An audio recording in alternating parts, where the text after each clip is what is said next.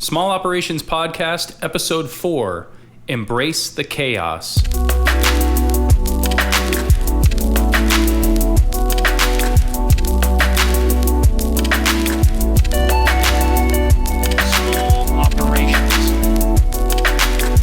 Well, hello everybody, and welcome back to the Small Operations Podcast, an unofficial fan podcast about teenage engineering, their stuff, and the people who make music with it.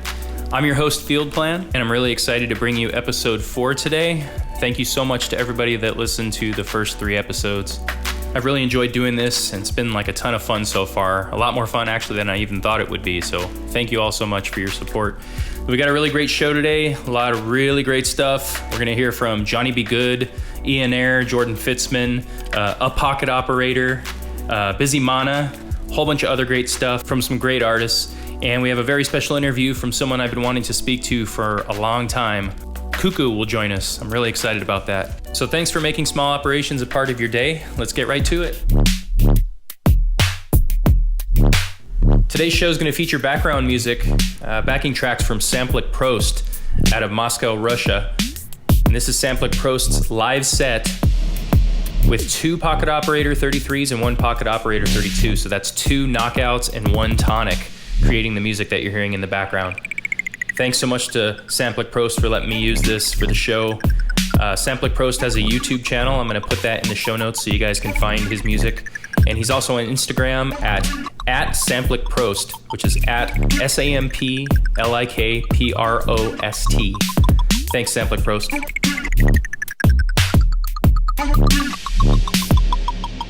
So just a bit of news here to start the top of the show.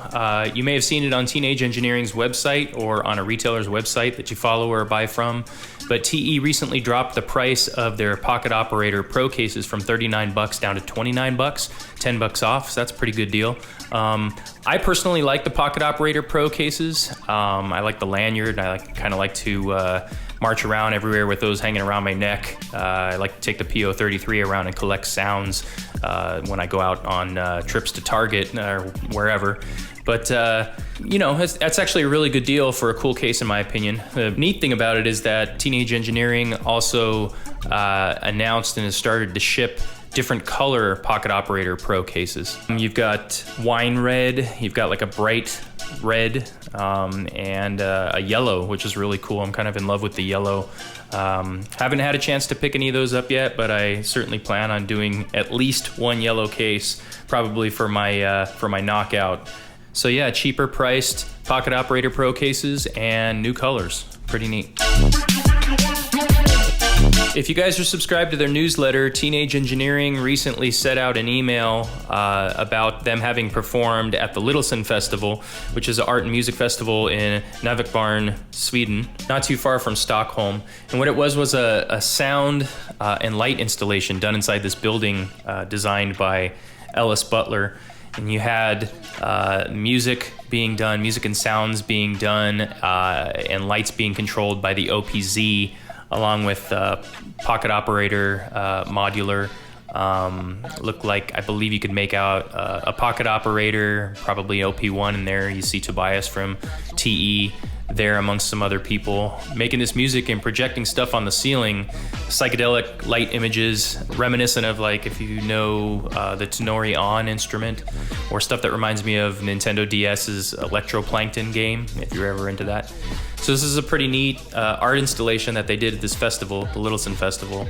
And TE has it on their website. If you go to their website, it's now the splash page that shows a little video clip of it. And they also have a YouTube video which lets you hear, I'm assuming, some of the music that was made there, and you get to see a little bit longer version of the video. So go check that out. Just search for Littleson Festival 2019 Teenage Engineering. So Littleson is LIDELSEN, Littleson Festival 2019 Teenage Engineering. The video should come up.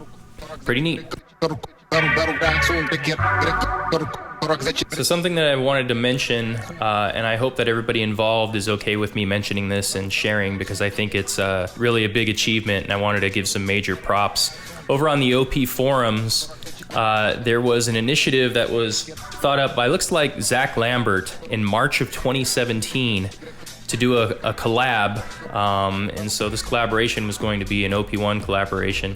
It ended up with 12 people being involved, and the mission was to create a single track, and they've recently finished, I believe it finally was finished in either July or August, and they recently named it XIIOP, or Roman numeral 12 OP, all in caps. So XIIOP is the name of the track. Again, this was 12 people that collaborated on this. Plain Jane Francis, Winners, or Winers maybe, I think it's Winners, Vecca, Lambert, Lying Dalai, Grumpy Snorlax, Dragonfly Bry, Mix Rasta, Tebow Dizzy, or Tebow DZI, Quarente Quatre, Motone, and DB9979. So props to all those folks that put this together. I'm gonna play that track for you right now. Check this out. This is XIIOP, or 12 OP.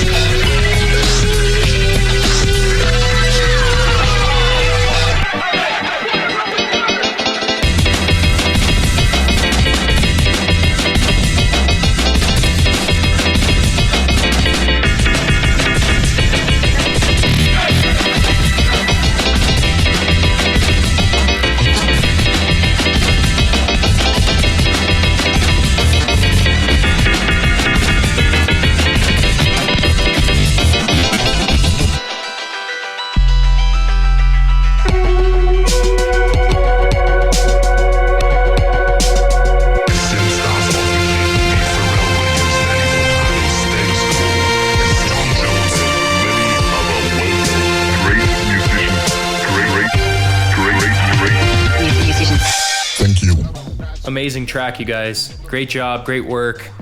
Something that was basically a year and a half, I mean almost 2 years in the making, so fantastic achievement in getting that done. Again, I hope you guys are all cool with me playing this. I just wanted to give you some props. So everybody, that was XIIOP, or 12, Roman numeral 12, OP is the name of the track, and it's from a collaboration done from members of the OP forum. Props to you guys.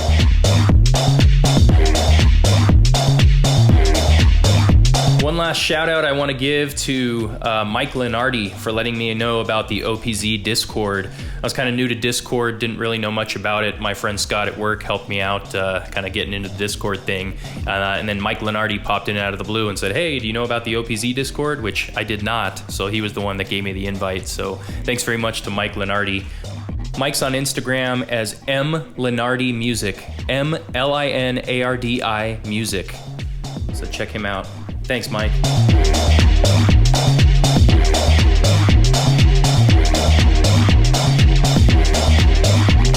So let's get to some more tunes. First up, we're gonna listen to Take It All from Johnny B. Good. Johnny B. Good's an artist I definitely want to have on the show coming up and talk to him at some point. So let's listen to Take It All from Johnny B. Good. This is made with an OP1 using vocal samples by Output. Like the beat of my heart, take it all, you take it. Like the beat of my heart, it goes on, it goes. Like the beat of my heart, take it all, you take it all. Like the beat of my heart, it goes on, it goes. Like the beat of my heart, take it all, you take it all. Take it all, you take it all, leave it. Take it all, you take it all. Take it all, you take it all, leave it. Take it all, you take it all. It's all the same. Like the beat of my heart, it goes on, it goes. Like the beat of my heart, take it all, you take it all. Like the beat of my heart, it goes on, it goes. Like the beat of my heart, take it all, you take it all. Like the beat of my heart, it goes on, it goes. Like the beat of my heart, take it all, you take it all. Like the beat of my heart, it goes on, it goes. Like the beat of my heart, take it all, you take it all. Take it all, you take it all, leave it. Take it all, you take it all, leave it. Take it all, you take it all, leave it. Man, that's a great track. So that was Johnny B. Good using an OP1. Johnny B. Good can be found on YouTube. He's got a YouTube channel, Johnny B. Good 89. And he's also on Instagram at Johnny B. Good 89. Absolutely recommend everything that he does. You should go check out his YouTube channel. Some really good stuff and really inspiring stuff with other instruments and OP1 and such. Take it all, you take it all, leave it. Next up, we have a track from Aeoner from Brazil. This is Ghost Station. This is from Aeoner's album Electric Town, which is available on Bandcamp. And he made this track, Ghost Station, with a PO32 and a PO33.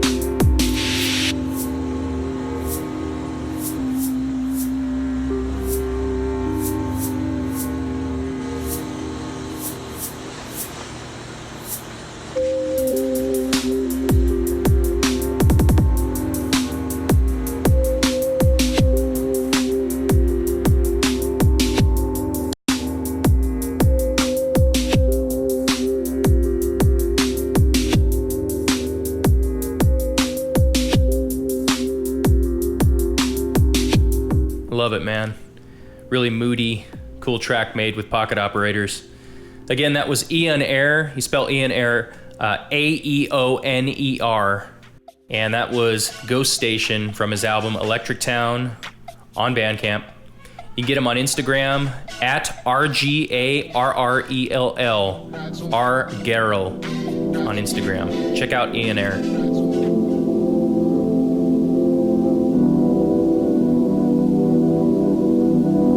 The track we're listening to now is by Jordan Fitzman. This is Space Lounge number 002. Again, Jordan Fitzman, Space Lounge 002. Let's check it out.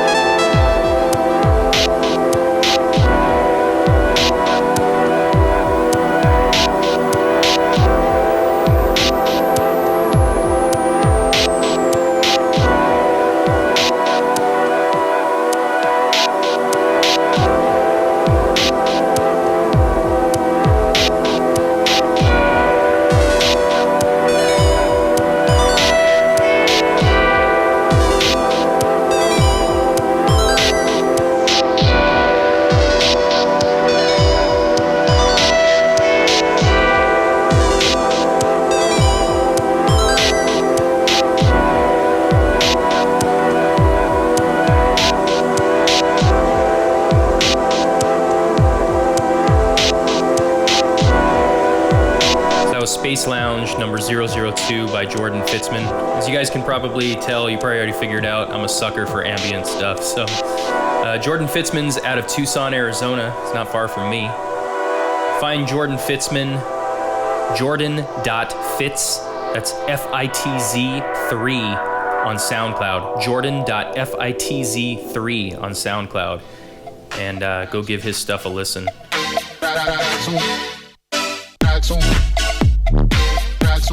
So we got a tips and tricks for today, and this was submitted by @Jaguar on Instagram, @JAGAWARRRR. I believe that's 5 R's actually, Jaguar. So Jaguar hit me up on Reddit with this tip. I want to share it with you guys. So this comes from Jaguar's post on Reddit. Actually, Jaguar is Show Me What You Got on Reddit. So this is how to apply any OP1 effect to vocals in real time. Jaguar writes, for reference, start by using headphones because it's much easier to hear the effect starting out that way. So what you're gonna wanna do is press Shift and Mic on the OP1, choose Mic as your input, adjust the gain and threshold settings using the orange and the white knobs, and then press Mixer and then T3, T3 button. Press Shift and T3 together, choose which effect you want, press Mic, and that'll toggle the microphone on, and then you speak into the microphone, and voila, you've got your effect on your vocals. So you want to be really careful, he says, with feedback, especially if you're just using the built-in speaker. I know most of us probably don't use the built-in speaker that much, but if you do, be careful, you don't want to blow out your speaker. Same can probably be said for your speaker monitors if you're doing like a studio thing, or if you're just using headphones, don't blow out your ears. So again, Put your headphones on or anything you're using to monitor on the OP1, shift plus mic, choose microphone, adjust the gain and threshold, your orange and white knobs, press mixer and then T3. You want to hold shift and T3 to select your effect, press mic to turn the mic on, and then speak into the microphone and boom, you've got your effects on there. So that's a great tip. Thanks very much to Jaguar on Instagram. JAGWARRRRR. I think 5 R's. And he's also Show Me What You Got on Reddit. Thanks so much, man.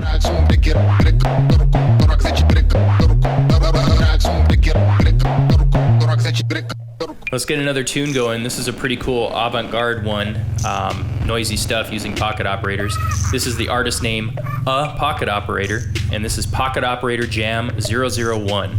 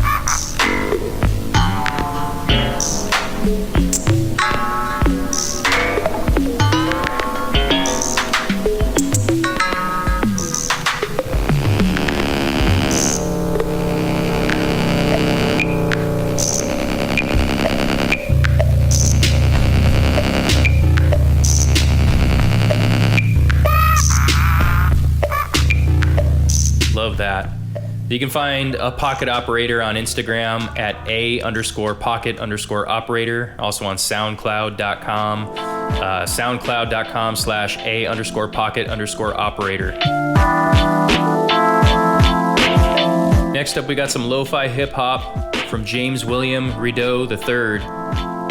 This is August 5th, 2019 from Instagram.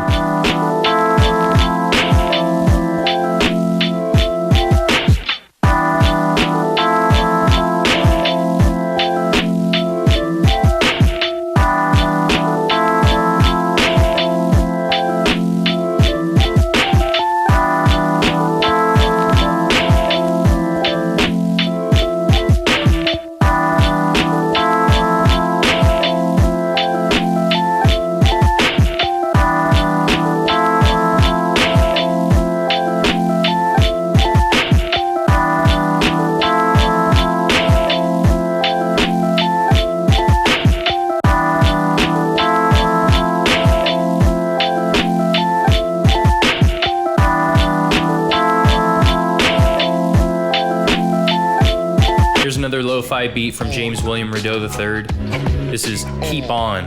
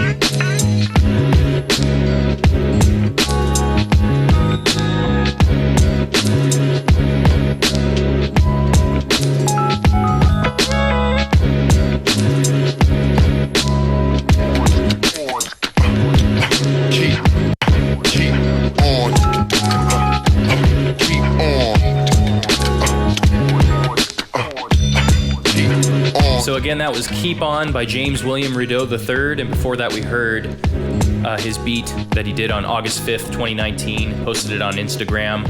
Check him out on Instagram at JREDOU Design. Some great lo-fi hip-hop stuff, really humble guy, fantastic music. Check him out. Keep on.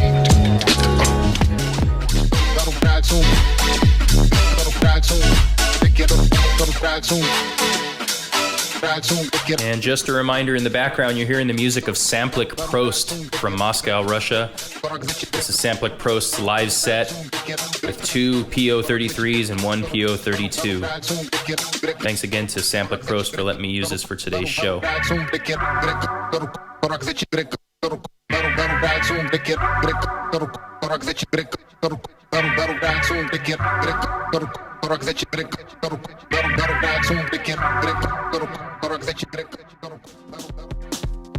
Well, guys, I'm very, very excited to have today's guest on the show.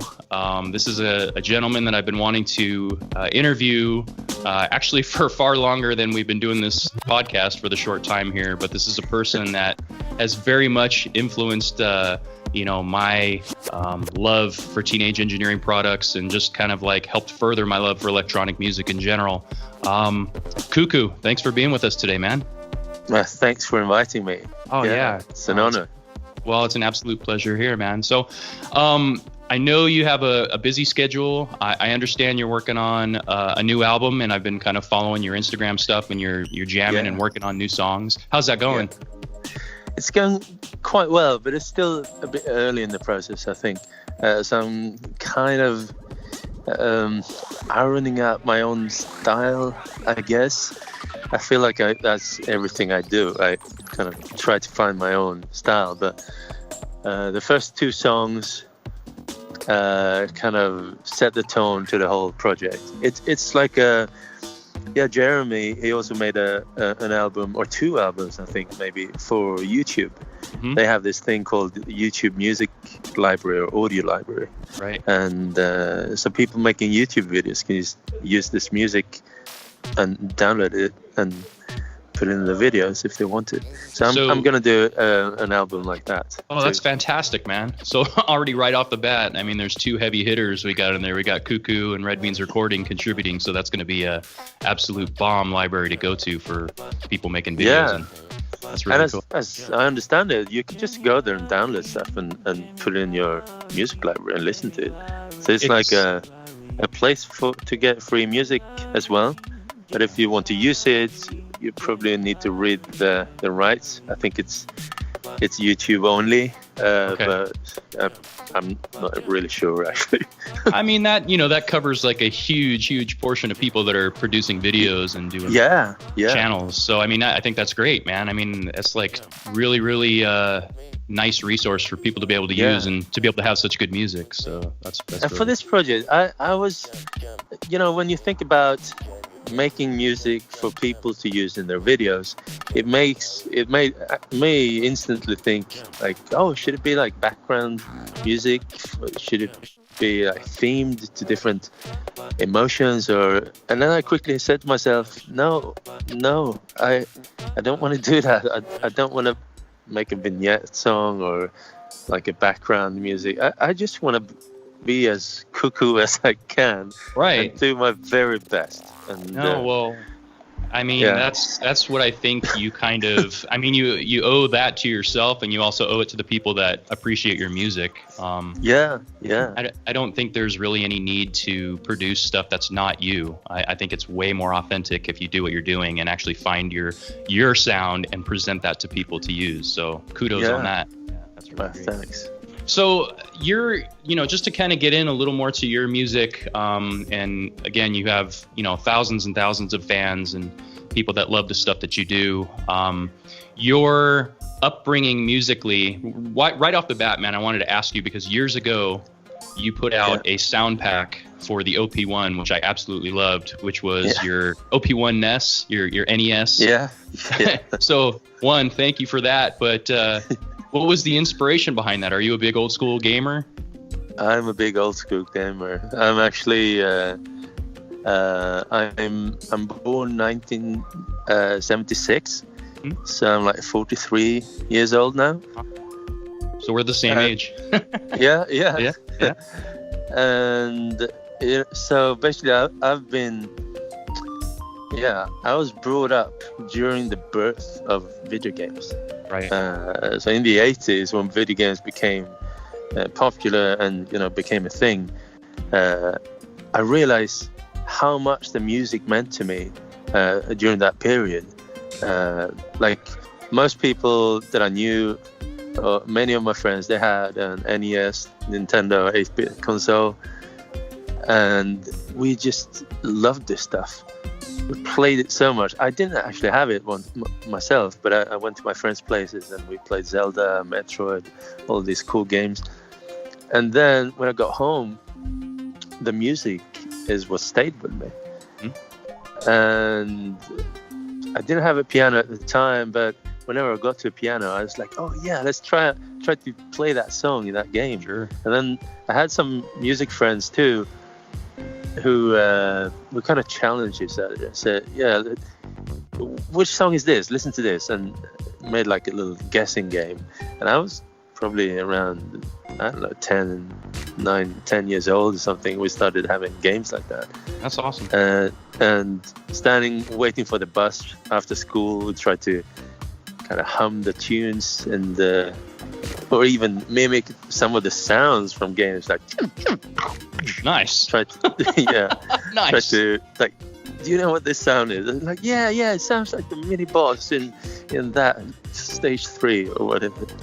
That's fantastic, dude. No, that's like a lot of the same stuff that my friends and I did. Like I said, we're of the same age, man. We're practically the same age. So I remember doing the exact same things. So were you a piano player growing up? Is that what you started on musically, or?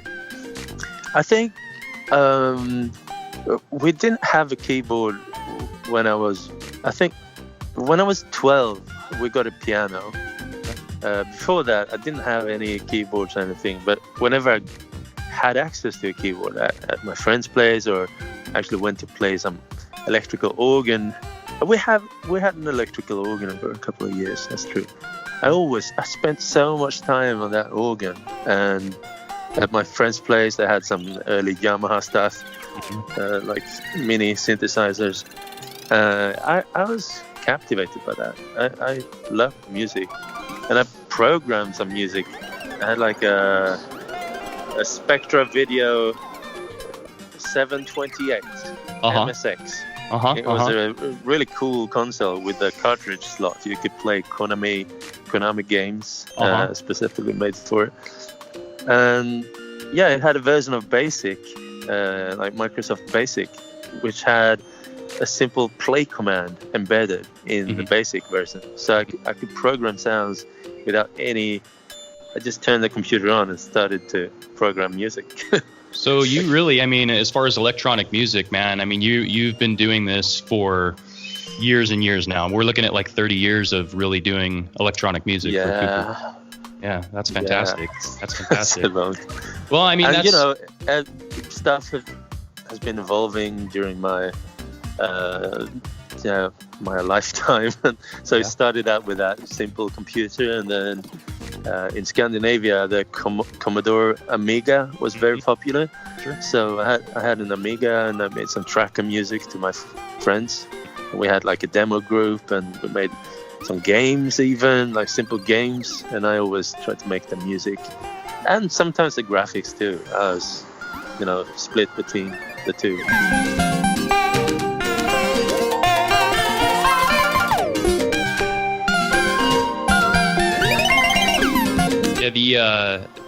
The T-shirts that you have for True Cuckoo, are those featuring a lot of your own artwork?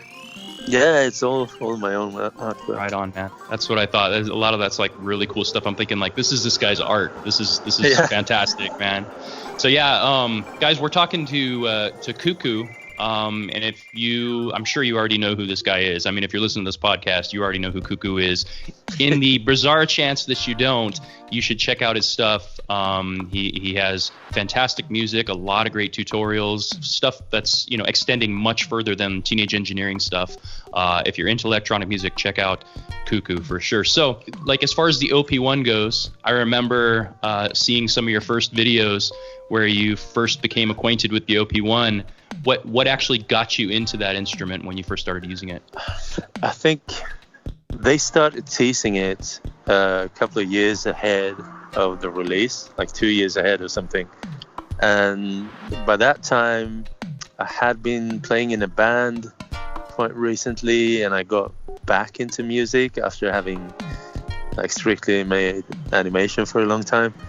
And I was so interested in that little beautiful thing. It was so beautiful and gorgeous. The demos that they made, it wasn't even demos, it was like quirky teasers. All of the teasers were super nerdy. Yeah, I know. They were just pressing a lot of buttons as fast as I could, try to kind of make it die, but it didn't. And I was like, what is this? This is so beautiful. So it kept me on my toes. And then I think it was like the NAMM show. There was a little interview, and I think it was David, the lead developer, or one of the key roles there.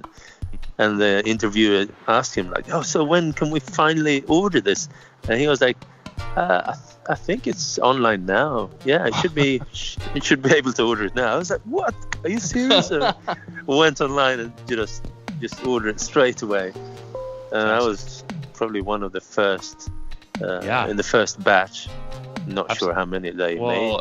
Absolutely. I mean, your videos, I mean, they date back really far, man, like pretty early. So, I mean, I absolutely think you had to be one of the earliest adopters. But yeah, and I still have the same units. Awesome. And it works really well. The battery is still really good. I'm not sure how they did that. Huh. Right. Have you running for hours and hours still? Have you had any issues with it, like hardware stuff or anything? There was something going on with one or two of the buttons, and one of the scissor mechanisms or butterfly, whatever it's called, cracked. And it was in this very specific place, and I'm always like interested to provide feedback to companies when stuff like that happens. I don't get angry or upset. I'm more of the person to get to them and say, hey, this and this happened, and try to provide as accurate information as possible. And it turned out that this particular area of the motherboard or the keyboard circuitry had occasionally gotten like a little drop of some of the liquids used in the manufacturing, which was weakening the construction in this small area of the keyboard. Interesting. Yeah. And they had, because some people, they've noticed that this one area, sometimes people came back with faulty keyboards. And because of that, they could backtrack the issue. And I mean, that's super important. I mean, that's really cool to be providing constructive feedback to the company. I mean, I spend so much time doing that, actually. No, that's fantastic. No, I think we actually, we owe a lot to you actually for doing that, being one of the early adopters. And one of the things that irks me the most of being a fan of the company and their products is when you have people online that are just so blatantly ridiculous about the issues that they might have. And a lot of these, I've seen folks treating their OP1, an instrument that costs, $1,000. They pay $800, whatever the cost may be for it, and they treat it like garbage, and then they trip out when it breaks. It's like, are you serious? I mean, come on, guys. I'm not saying that's always the case, but I have seen that as the case, and I can't stand for it. So Cuckoo, OPZ. One of the things that, and again, another early adopter, of the OPZ, I noticed when you had the show, I think, was it at Super Booth last year when you did an interview with Tobias? Yeah. And you actually had, you did a little show, like an after party show or something? I did. How was that, man? That was the first time. That was really interesting. It was the first time I was performing live with it, and I think that night was kind of the premiere. Even though it wasn't released, that was like the day when it was suddenly out in the open, and people could really try it out for real, and it was really cool to do it. But it was still in beta, so it had some little bugs here and there, but it was very stable.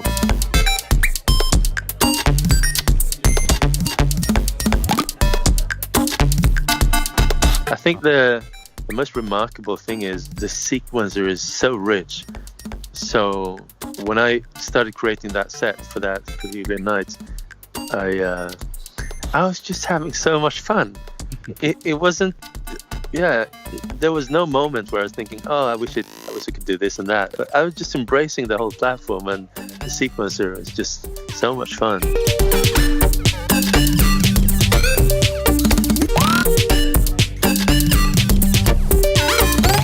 From the video, I mean, you could tell you were having fun, but the cool thing about it wasn't just like, okay, this guy's vibing out. Like, the music that was coming from the thing that you were creating from it actually was legit. I mean, and your audience, they were digging it, you know, and you know, people watching the video dig it right along with you. So that's one of the testaments to the design and the functionality of the OPZ and its strength. It really works out. But, you know, after having done that, I had that gig in mind and thought, like, I can do better. I can do a much more interesting set. And a year-ish later, I played at Moogfest this year, actually, earlier this year. And I was thinking, okay, this is the time I'm going to make it like a really killer set with the OPZ again. But now this time, it's not, you know, I know it much better and it's more stable, and it's been out for a while. So I made it a whole set again, a whole new set. And again, I had this feeling that it didn't really hold me back in any particular way. It's great. I mean, you need to embrace it for what it is. Sure. But no, they made something fantastic with that little platform. The only real drawback is that it is so small. I mean, that's one of the killer features, but because it is so small, when you're up there on stage and you have some adrenaline in your body and you're moving around, and then you need to be like really precise with your fingertips on such a small device, and that really makes you pick it up in another way. I mean, the OP1 is more of a tabletop. It stays on the table, but with the OPZ, you kind of pick it up and hold it. Sometimes I hold it as remote control, and sometimes I, lay it down flat. And I've almost tried holding it like a Nintendo controller, almost kind of like gripping it that way. I find that its size, like you say, it is amazing to have it something so small like that. But in a live situation, the term that I often use is fat fingering. You might like trigger something by accident. So actually, last night I used the thing for the first time in a gig, and it worked out really well. But I totally identify with what you're saying. So, yeah, man, that's. Are you still using it a lot now, or are you doing more stuff with Electron stuff primarily? For me, it's like in waves. Like for Moogfest, I was so focused on making that gig with the OPZ, and then I played that show a couple of times, and now I'm creating this new music, which is more of a sort of producer composition phase. This time I decided to do everything on the Octa track, so now it's just I'm just using this one platform, trying to be streamlined and fast. That's cool. No, I mean, that's important. If you're wanting to be productive, you have to have something that one is going to inspire you to be so, and then something that you're comfortable using in the moment and speaks to you and does what you want it to do. So you got to use what you got to use, man. I've been thinking about the set that I made on for Moogfest. I need to kind of record that in a way that I can sort of make it into some sort of album, because a year from now that will be old, and if I bring it out again a year from now, it'd be too old for me to kind of get energetic enough by recording. So put it out, man. I need to record it somehow and make it nice release. I totally think you should, man. I think people would eat it up. Any stuff that you can do, anything that you can put out will be eaten up by your fans. Trust me. So it's, yeah, man, it's worth your while. So I do have a question for you. So when I got my OPZ, it came pre-packaged with a lot of the sounds on the first 4 tracks. Let's say, a couple tracks on there, I'm noticing Cuckoo sounds on there. So how did you get involved with providing those particular sounds? And did you design them yourself, or were they curated by you? How did that work? Well, I think it was about 1 year ahead of the release, where they were actually wanting to release it like a year earlier than it was released in the end, but it was just not ready for it. But around that time, I went to the teenage engineer's office. I talked to the guys. We had I really wanted to try out the platform, see if I could provide some interesting feedback. And around that time, I think we agreed for me to be the first external beta tester. So up until then, they only had internal testing, just the developers basically testing it out. And so I think I was the first external beta tester. And I used it so much, and we had like really, really vivid discussions, and had a lot of feedback. And Jonas, like the lead developer, is working around the clock for years, I think, to get it so in shape. That must have been tough to kind of keep things under wraps, but still be kind of wanting to. I mean, I would be like, I don't know how I could control myself. I'm like using this new thing from TE. I'm going, this thing is bitching, but I can't really talk too much about it yet, or take it out live. It's totally fine. I mean, I totally enjoy the opportunity to work with the people, to work with really highly intelligent, talented, amazing developers, and to be able to give them constructive feedback and I think they appreciate it too. And a couple of months later, they had a new beta version of the hardware, sort of, and then they expanded the external beta group to like 10 people or so.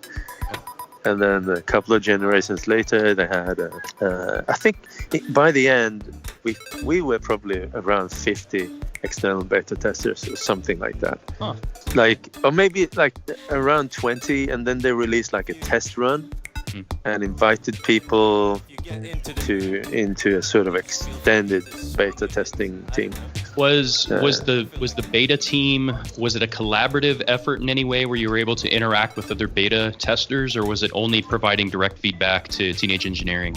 Like, for instance, was there any kind of communication channel or anything where you guys we had a forum. We still have the forum. We're still sometimes involved in the betas before they come out, like the new sampling functionality. We had access to that a couple of weeks ahead.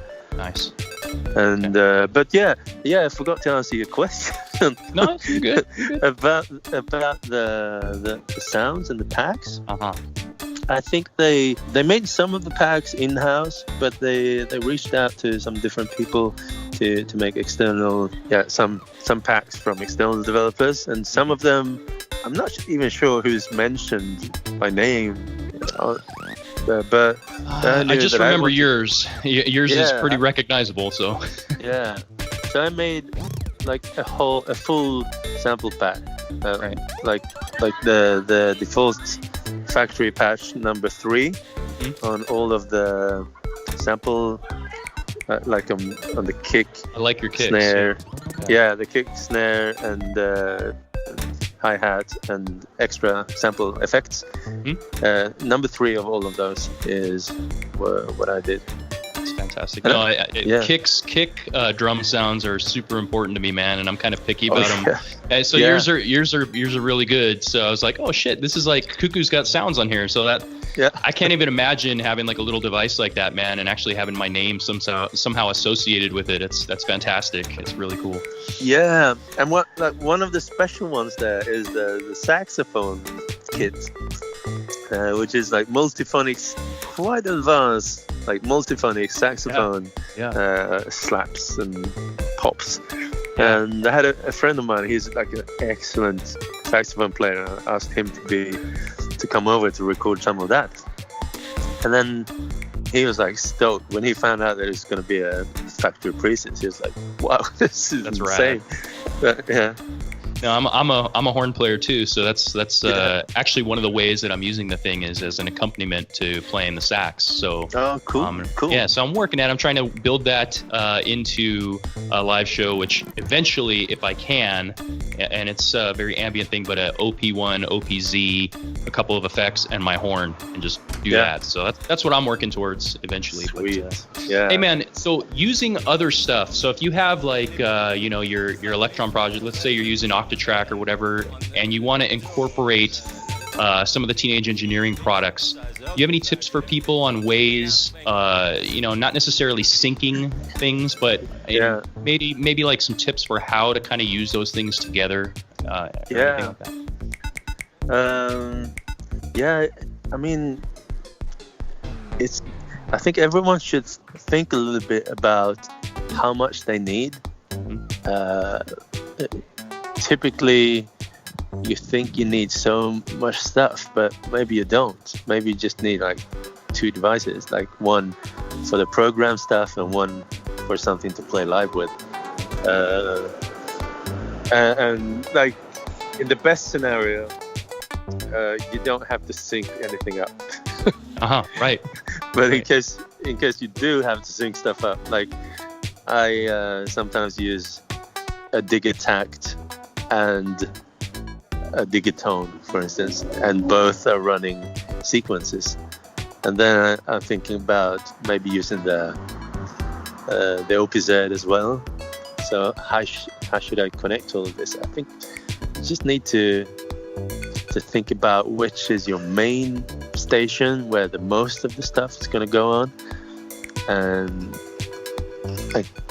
like use that as your master. Right. And then and I don't know, people make music in so many different ways, but I really enjoy maxing out one device and then thinking, do I really need something else? Like for the stuff I made for Moogfest, I was maxing out the OPZ, but I still felt like I needed piano sounds. Sure. So I used another device for that, and I sequenced it from the OPZ through MIDI, through that little module. What were you using? What were you syncing through the OPZ? I was using a small indie device called the Beat Squeezer. Okay. Which is a small sample instrument where you can have like one sample per key kind of instrument. That's cool. It's very tiny. Yeah.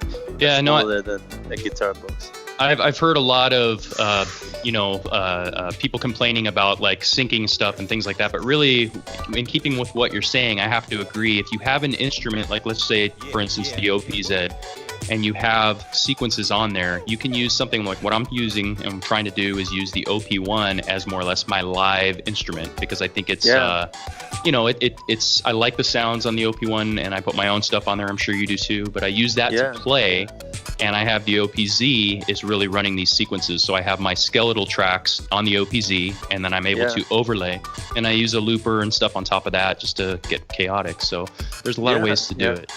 So. And I think also live, don't worry too much about having everything in like super synced. Right. The more live elements, the more the set will come alive, I think.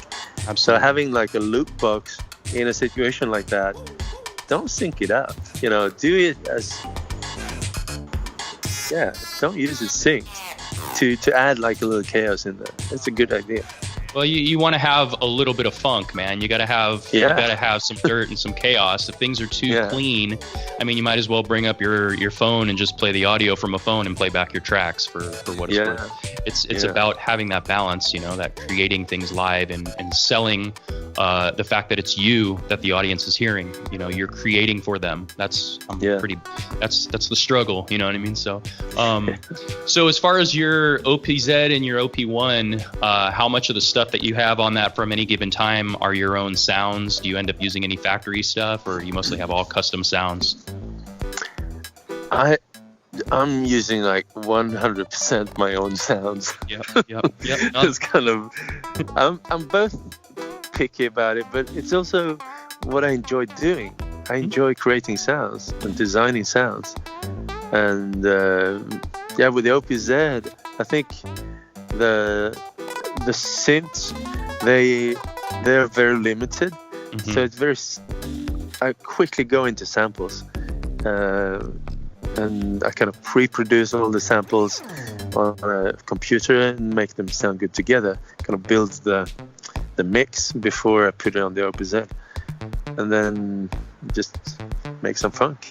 Is that yeah, exactly. The funk is where it's at, man. And is that the same more or less with the OP1? I mean, are you relying at all on any of the built-in synth engines on the OP1? Or the OP1 I think is a little bit stronger when it comes to the synth engines.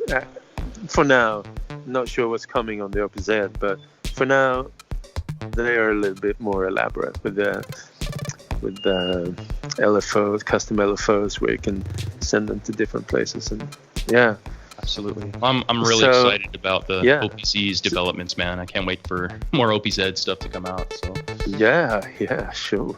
It's really cool. And sometimes I have a little bit of inside information. Sometimes there's some releases, but I'm just as surprised as everyone else when I see a job posting at Teenage Engineering, and like one of the latest ones said Linux like system engineer. You gonna go in, man? Offering. No, in no way. I don't have that expertise. But Linux.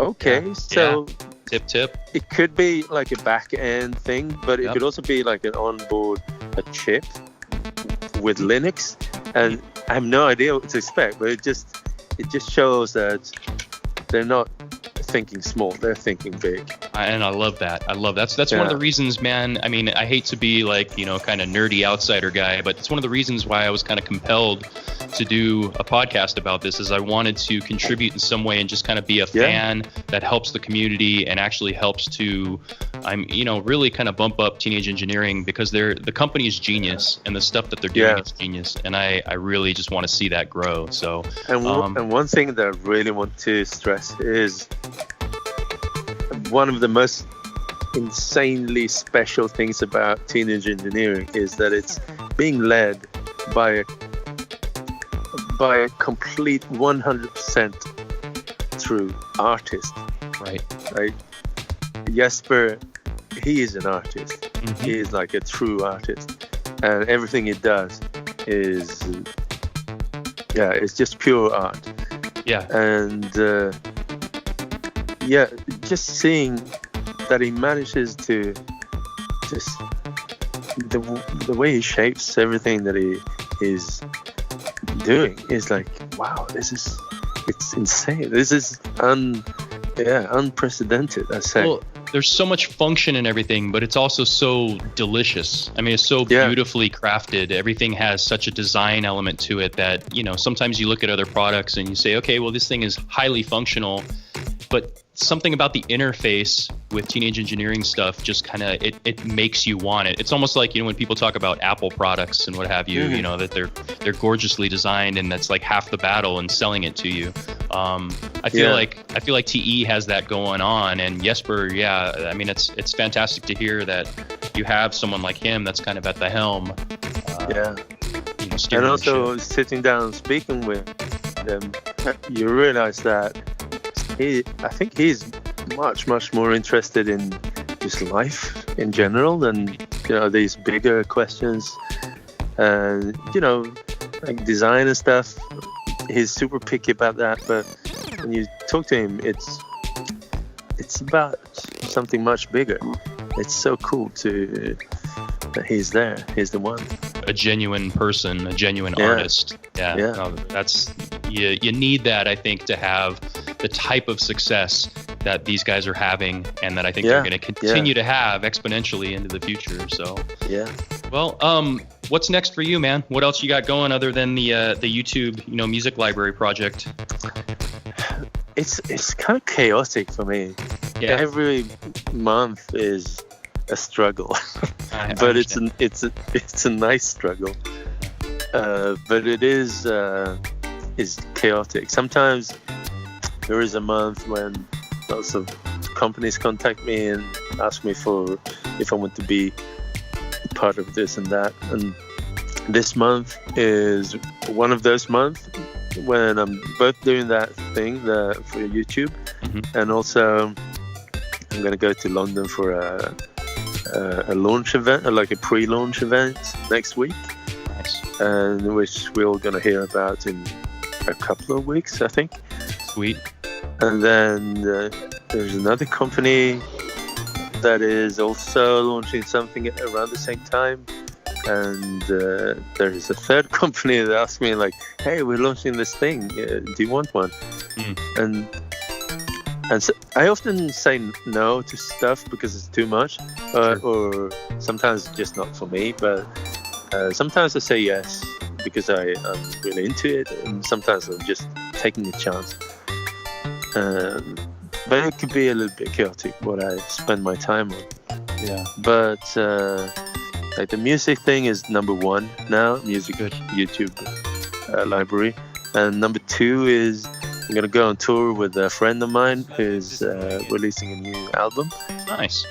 And I'm just gonna be a keyboard player in her band. Oh, that's fantastic, man. Yeah, it's like a 3 weeks sort of tour. Should we plug them, the band, or anything, or is it top secret or anything, or what do you think? No, it's not top secret. It's like Hannah Huckelberg. Okay. She's amazing.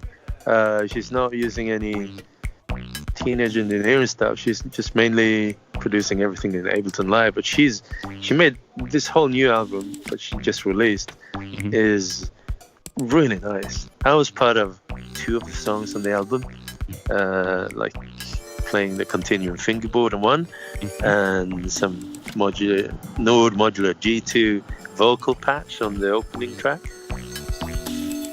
But everything she does is really good. That's awesome. So that's pretty exciting, man. Yeah, but it's a bit unusual for me to kind of. I spent so much time learning her songs and trying to play it live, and it's a little bit out of my comfort zone. I'm kind of stretching out a little bit, trying to play strict stuff. I'm just improvising everything. Yeah, I understand. I could improvise a little bit here, but it's really strict. You'll be fine, man. It's one of those things that'll help you grow as a musician, as an artist. You know what I mean? Yeah. It'll be really good. It'll make you that much stronger in that way. So how long is that tour? A pretty long tour?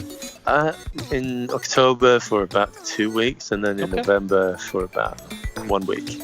Oh, okay. So Germany, mostly Germany in October. Also the Netherlands and London, I think. And then it's going to be a short Norwegian tour after that. Fantastic, man. Oh, that sounds a whole lot of fun.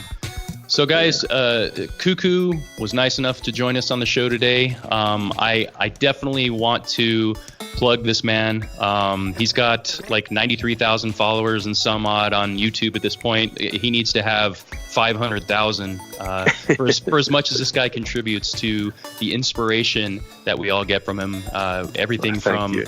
Yeah, you bet, man. I mean, your tutorial stuff is fantastic, and there's something about your voice, man. It's like the way you come across is very soothing, and it's almost like you're a brother that lets us know, hey, man, you can use this stuff to make music. It's not that crazy. Yeah. Just get the unit, study it like I've done, and just make music, make your art. And a lot of us really appreciate that, man. So truecuckoo.com is your website. Yeah, that's my place.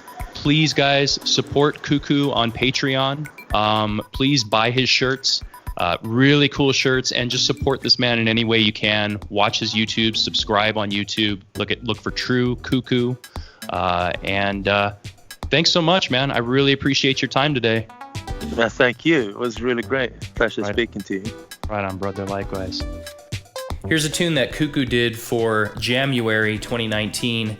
And on this track, you're going to hear a little bit of his OP1 clicking and finger noises and such, but I think that's part of the charm. The man created this music in the moment as, mostly improvisation, and you'll hear the result. Thank you again, Cuckoo.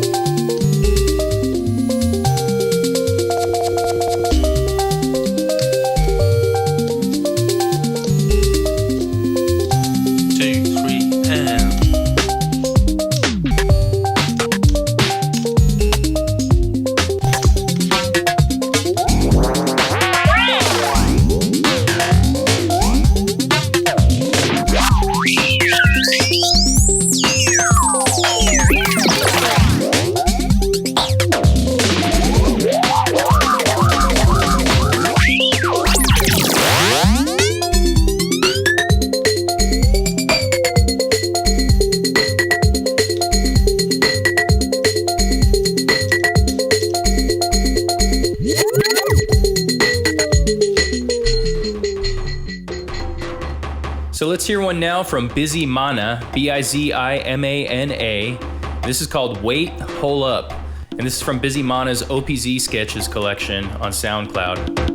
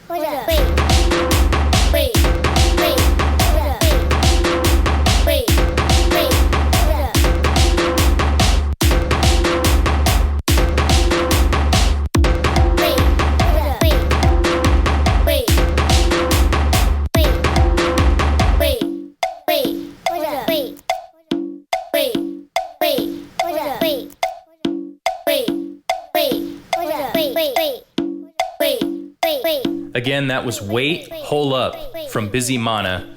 Bizimana's on SoundCloud, and I'll put his SoundCloud URL in the show notes so you can find more from Bizimana.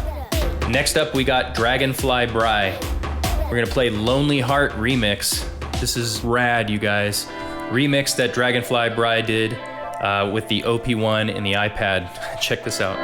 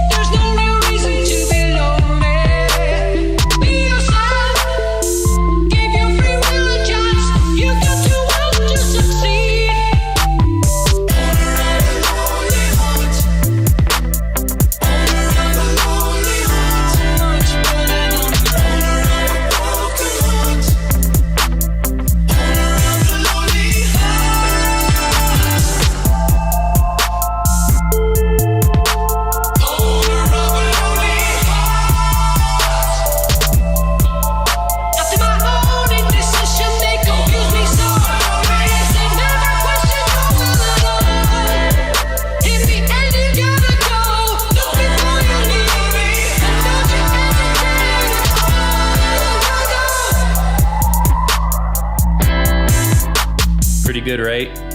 That was Dragonfly Bry with his remix of Lonely Heart using the OP1 and the iPad. You can find out more about Dragonfly Bry. Check out his YouTube channel for Mikromix Studios. I'll put the link to Mikromix Studios YouTube channel in the show notes. And he's also on Instagram. You want to go find him on Instagram as well. Definitely follow that guy. Here's a pretty cool tune from our friend Grumpy Snorlax. This is OP1 Synth Lo-Fi Hip-Hop / Boombap performance from May 2018. Here's Grumpy Snorlax.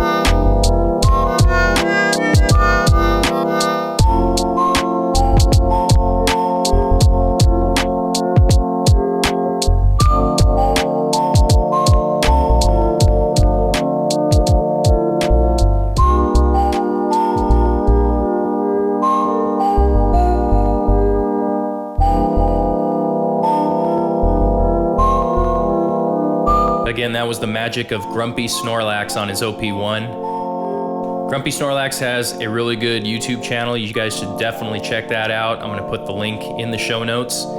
And follow Grumpy Snorlax on Instagram. Grumpy was one of the founders and curators of the OP1 and Chill Instagram. So I definitely want to have him and a couple of the other guys on a future show to talk about it. Ask them what the idea was behind OP1 and Chill. Thanks again to my friend Samplic Prost for providing the backing music today. We've been listening to his live set made with 2 Pocket Operator 33s and 1 Pocket Operator 32. That's 2 knockouts and 1 tonic. Pocket Operators, guys, that's the stuff you're hearing in the background. Thanks again to Samplic Prost. Follow him on Instagram at SAMPLIKPROST. He also has a YouTube channel, so I'll put the link to that in the show notes.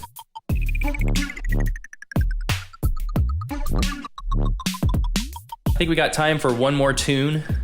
This is a last but certainly not least from Gar Hoover. And this is from his Sketches album. It's made with the PO33 only, direct out from the PO33. This is Pursuit from Gar Hoover and his album Sketches.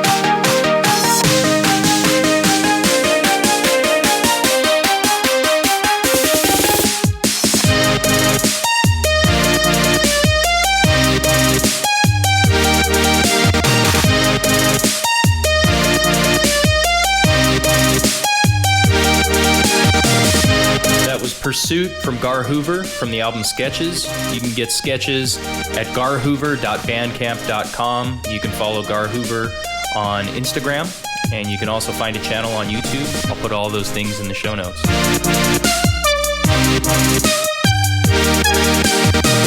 Folks, that's all we've got time for today. I want to thank once again my guest Cuckoo for being on. Thank you so much, Cuckoo. I want to thank everyone for the music that they shared with us today. Please go out and support each of the artists that you heard on the show in any way that you can. Follow them on Instagram, YouTube, SoundCloud, whatever.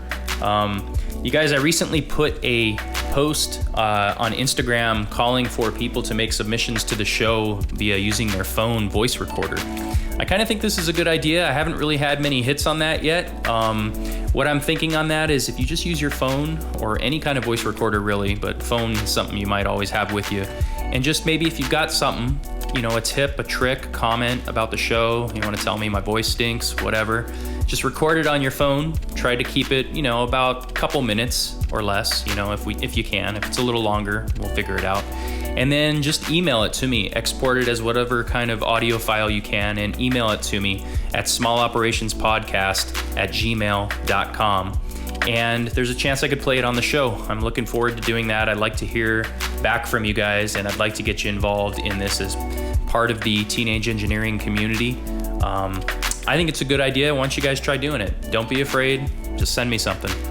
You know, I've had plenty of feedback from listeners asking questions and things like that, but I'd like to hear from you. I'd like to get something with your voice, if you're comfortable with it, to put on the show and make it a part of the show, and the hearing from the community. I think that'd be a really fun way to share and to maybe take a break from just hearing me ramble on throughout the show and talking over beautiful music and such. But someone recently asked me if I was planning to do a Patreon for the show.